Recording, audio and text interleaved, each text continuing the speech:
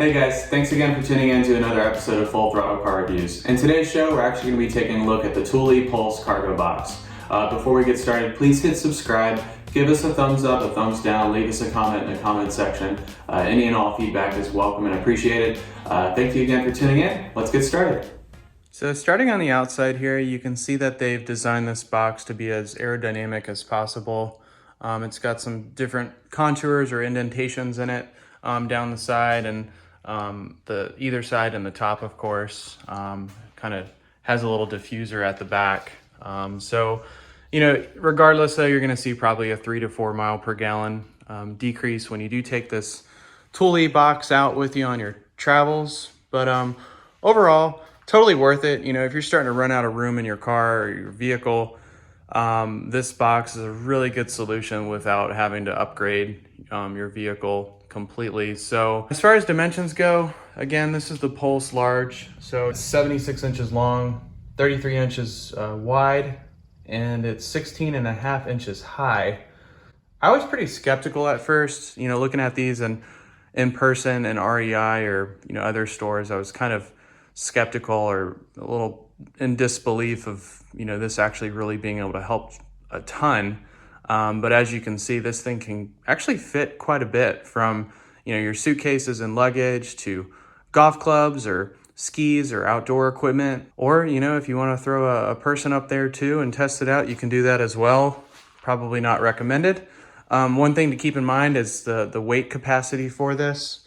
So the cargo box itself is 36 pounds. I think they are recommending probably keeping it out to 110 pounds or so as far as what you stuff inside the box itself. But you want to keep in mind your cargo rack or whatever rails you might have on top of the roof of your car as well.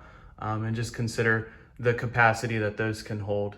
So the Thule Pulse, as well as a lot of their cargo boxes, it does come with a locking system.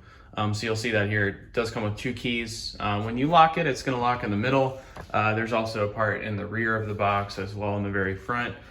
So when you lock it, you know, it's not just locking that one clamp, it's actually locking down all 3, which is nice. One neat feature about this box too, is that it's got a safety net in place where you cannot lock yourself out. So you'll notice when I move the key that's kind of how it locks into place. But once that pin drops there, and it senses that all 3 of these guys are locked into place, you'll actually be able to remove the key. So that is a nice safety feature that they've added to prevent you from losing your keys in the box or being able to pull it out before the box is closed and everything's locked into place. You do have a strap here, so this nylon strap is there just to help you as you are loading up and trying to shut the box while, you know, you're trying to get up on top of your car, so that does help a little bit. Another thing to keep in mind is has these adjustable hinges. So these do move around a little bit. So, you know, this thing can be kind of flimsy. You know, it's a solid piece of equipment, but just keep in mind, you know, it does kind of move back and forth, which is why that they've made these pretty adjustable. And, you know, I'm not doing anything here to hold it up. You don't need like a stick or anything like that to actually keep it open while you're loading and unloading. Once you have the box on top of your car, what you want to do is line it up so that these different inserts here are lined up with the rack or the crossbar that you're using. So you have 2 in the back, 2 in the front. It does come with these clamps. These are metal pieces right here. Again, you know, this thing is meant for outdoor travel, weathering, you know, all of the taking on all the different elements and whatnot. So this is a pretty solid piece. So the exterior is again meant for being on the exterior of the box, but pretty straightforward. What you're gonna do is just slide it through. You'll notice that you'll have the option of sliding it back and forth, which is really nice. So you're not locked into one size type of deal here. So depending on the length or the width of your crossbars, where they fall on the roof of your car, you'll be able to pick the right spot, make sure it's centered. So for this example here, let's pretend that pole is the crossbar.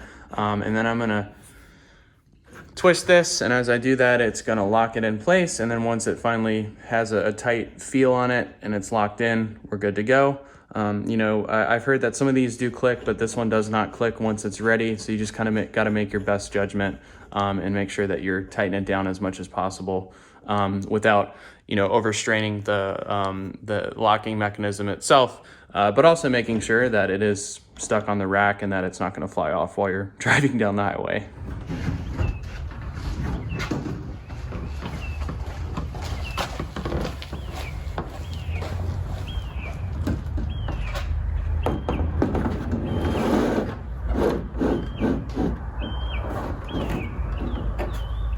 All right, so now that we have this bad boy up here, just like as we demonstrated it in the garage, all we're gonna do is slip the clamp through the hole, and you'll see that fits nicely on the rack.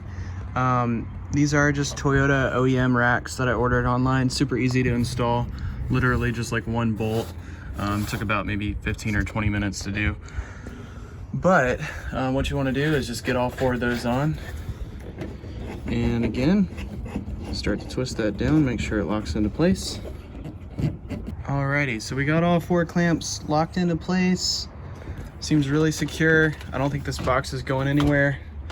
Let's take her out.